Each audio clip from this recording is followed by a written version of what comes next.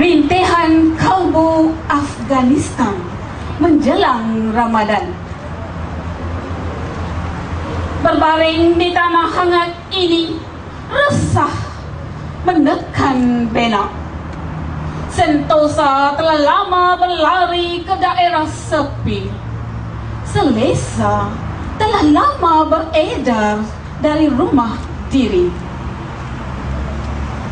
Derita sesaat laksana seabad di bumi sendiri. Berbaring di tanah hangat ini, sepi merobek kalbu. Di sini semuanya tidur. Keadilan telah lama senyap. Kemanusiaan telah lama lumpuh. Berbaring di tanah hangat ini, sesal panjat ke hati. Memikir aku berdiri menyendiri menyambut kunjungan bulan Barakah atas hamparan darah mentah.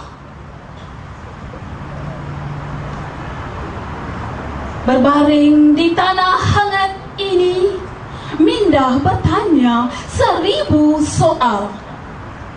Akankah aku diberkati ruang dan peluang menggilap rumah diri, menyeri nurani apabila Ramadan bertandang panjang? Berbaring di tanah hangat ini, sukma bermonolog. Akankah aku dirahmati?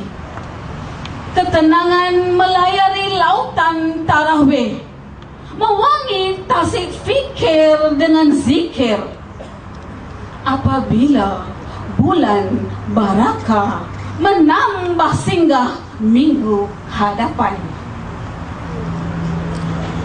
Berbaring di tanah hangat ini, telinga berdialog pada diri.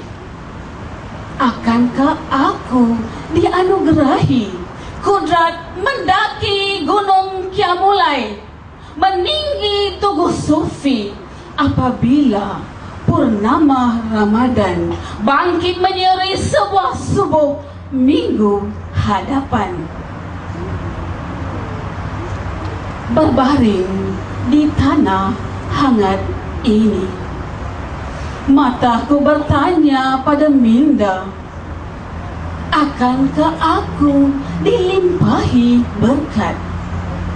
Memetik cahaya pahala dari Lailatul Qadar sebelum hayat terangkat ke rumah abadi.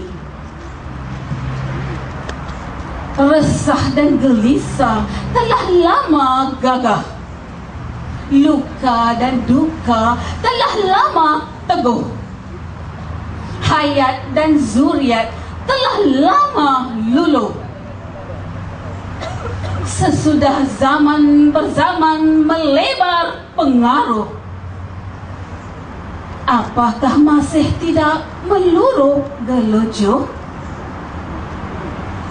Semoga singgah bulan Barakah memancar sedar, menyingkir takbur, semakin subur. Sekian, terima kasih dan selamat menyambut Ramadan minggu hadapan.